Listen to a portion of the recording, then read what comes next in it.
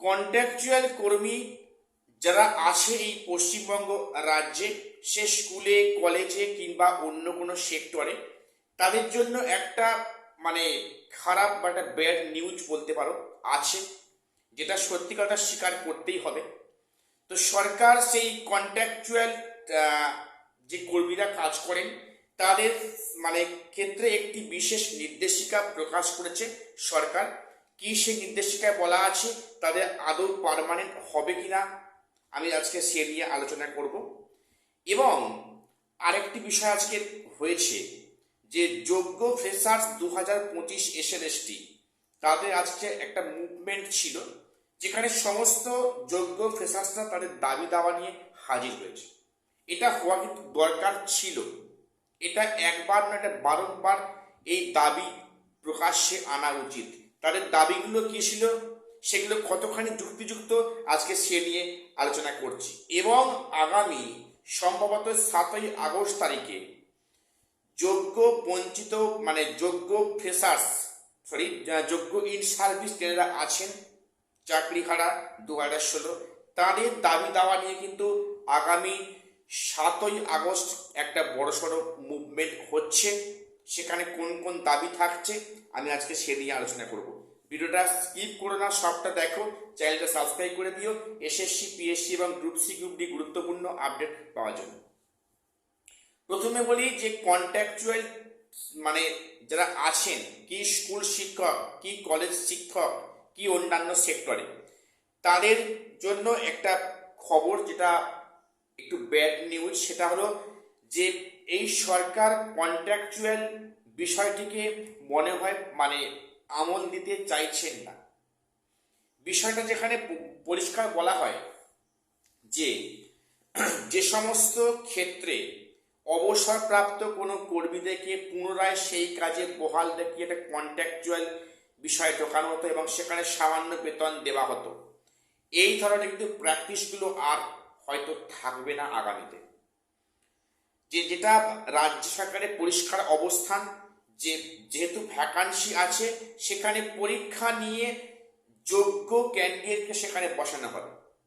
সেখানে কারো সুপারিশে, অনেক ক্ষেত্রে সেখানে অর্থ দপ্তরে কোনো অনুমোদন না নিয়েই সেই নিয়োগ করা হতো, হয়েছে। যেটা আগে সরকার আমলে হয়েছে যে অর্থ দপ্তরের অনুমোদন নেই, সেখানে কিছু স্থানীয় কিছু মানে পলিটিক্যাল লিডারের চাকরি সেখানে একটা কর্মী নিয়োগ করা হলো। অসংখ্য হয়েছে আগে সরকার আমলে, বলে শেষ করা যাবে না। এই সরকার চাইছে না যে সেগুলোকে পুনরায় কন্টিনিউ করতে। সরকারের পরিষ্কার অবস্থান যে যেখানে ভ্যাকান্সি আছে সেখানে সঠিকভাবে পূর্ণ বেতনে সেখানে সঠিক ব্যক্তিকে নিয়োগ করা হবে। তাতে যেমন একদিকে বেকার সমস্যা কমবে, তেমনি কিন্তু কাজে একটা গতি আসবে। অবশ্যই একটা ভালো বক্তব্য। এক্ষেত্রে কিন্তু স্কুলের যে যারা টিচার আছেন কন্ট্রাকচুয়াল বা যারা কলেজে কন্ট্রাকচুয়াল পড়ান, তাদের সবার উদ্দেশ্যে কিন্তু এই বার্তা, অর্থাৎ শূন্য পদে যোগ্যদের বসিয়ে সেই পদে ভ্যাকান্সিগুলোকে পূর্ণ করা হবে। সেখানে কোনো অস্থায়ী কোনো পূর্ণ কর্মীকে সেখানে পুনরায় তার অবসরের পরে বসিয়ে সামান্য বেতন দিয়ে ওটা কিন্তু হয়তো আর আগামীতে হবে না। এই নিয়ে একটা মানে সিদ্ধান্ত নেবে আগামীতে এই সরকার। তো এরপরে বিষয়টা বলি, আজকে একটা মুভমেন্ট হয়েছে যোগ্য ফ্রেশার্স যারা 2025 SLST-তে বসেছে, যোগ্যতার পরিচয় দিয়েছে, ফুল মার্কস পেয়েছে, 60-এ 60, 70-এ 70, তারপরেও তারা কিন্তু মানে ডাক পায়নি। এবং সেখানে একগুচ্ছ দাবি নিয়ে, এবং সব করে দাবি কিন্তু ভ্যালিড পয়েন্ট আছে, মানতেই হবে। আমি সে নিয়ে বলছি, এরকম শান্তিপূর্ণ মিছিল বা কিন্তু মুভমেন্টটা দরকার আছে, সর্বকালীন ছিল, এখনো কিন্তু আছে ওটা।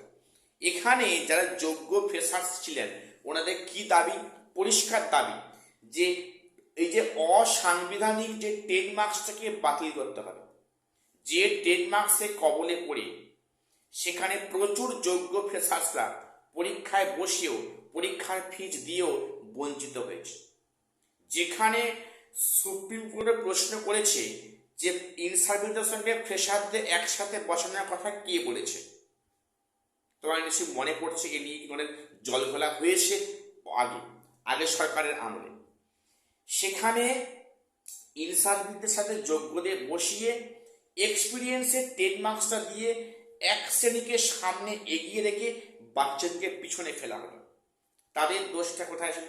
তারা যে ফিজ দিয়ে ফর্ম ফিল আপ করে ভোট তারা পরীক্ষা উত্তীর্ণ হয়েছে, ফুল মার্কস পেয়েছে, তারপরে তো ডাক আসেনি। এর জন্য দায়ী কোনটা বা কি দায়ী? এক্সপিরিয়েন্সের 10 মার্কসটা। কাজেই এক্সপিরিয়েন্সের 10 মার্কসটা যে অসাংবিধানিক এবং সেটা গেজেট বিরোধী, সেটা কিন্তু দাবি আজ করা হয়েছে যে এই 10 মার্কসটা কিন্তু অবিলম্বে বাতিল করতে হবে, অন্যথা যোগ্যরা বিচার পাবে না। একদম ভ্যালিড পয়েন্ট। এবং তারপরে ওনাদের বক্তব্য যে 2025 ওএমআর পাবলিশ করতে হবে, যেটা মারাত্মক একটা সাংঘাতিক সঠিক যুক্তিপূর্ণ দাবি। এ দাবিটা আমিও কিন্তু দেখেছি আমার এই চ্যানেলের মধ্যে দিয়ে, যেটা সর্বোচ্চ স্তরে পৌঁছাক। যে 2016 যেমন ওএমআর পাবলিশ করেছে সরকার ক্ষমতা আসার পরে, 2025-এও কিন্তু ভুরি ভুরি অভিযোগ সামনে আসছে, কিন্তু আসবে আগামীতে হয়তো, যদি ওএমআরটা পাবলিশ করে। যেখানে অনেকের সন্দেহ আছে যে সেখানে পরীক্ষায় অনেক টেন্টের ক্যান্ডিডেটদের বসিয়েছে আগের সরকার দায়বদ্ধ ছিল যে টাকা নিয়ে চাকরি দিতে হবে। সেক্ষেত্রে আমাদের সবার দাবি একটাই যে 2025 ওএমআরটা পাবলিশ করা হোক। এই সরকারের কাছে করজোড়ে নিবেদন যে 2025 ওএমআরটা যেন পাবলিশ করা হয়। সেটা হলে কিন্তু অনেক অজানা তথ্য প্রকাশ্যে আসবে। আমরা দেখেছি 2016 4-5টা কোশ্চেন অ্যাটেন্ড করে সে এসএসসি র্যাঙ্ক করেছে, এরকম অনেক কিন্তু অভিযোগ আছে। সেরকম 2025 যেটা ওএমআর যেন পাবলিশ করা হয়, এটা কিন্তু তাদের দাবি আছে এবং দাবিটা যুক্তিসঙ্গত দাবি। এটা একটা ন্যায্য অধিকার। পরীক্ষা দিয়েছে, ওএমআর দেখতে পাই। এবং তাদের আরো দাবি আছে যে সেখানে এক্সপায়ারি অফ প্যানেল সঠিক বিচার হয়ে কোনো মতেই টেন্ডারটা যেন পরীক্ষায় বসতে না পারে বা তাদের যেন অবিলম্বে বাদ দেওয়া হয়, এ দাবিও রাখা হয়েছে। অলরেডি এ নিয়ে মামলা কিন্তু হাইকোর্টে পেন্ডিং আছে।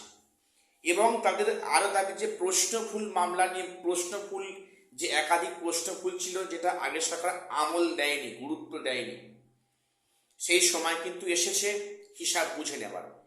এই সমস্ত কিছু গুরুত্বপূর্ণ দাবি নিয়ে কিন্তু এই ফ্রেশার্সরা আন্দোলনে করেছে। এরকম শান্তিপূর্ণ কিন্তু আন্দোলনটা দরকার আছে আজকের দিনে, অন্তত আমার মনে হচ্ছে। শুধু তাই নয়, আগামী 7ই ডিসেম্বর সেখানে হয়তো 2016 যোগ্য শিক্ষকরা তাদের দাবি জানাবে এবং সেখানে মুভমেন্ট কিন্তু শান্তিপূর্ণ মুভমেন্ট হবে, যেটা শুনলাম। সেখানে কিছু দাবি দাওয়া রাখা হচ্ছে, আমি সেই নিয়ে তোমাদের পরে আলোচনায় আসবো। এখনকার মতো এটুকুই আপডেট দেওয়া ছিল। চ্যানেলটা সাবস্ক্রাইব করে দিও। দেখা হচ্ছে পরে ভিডিও।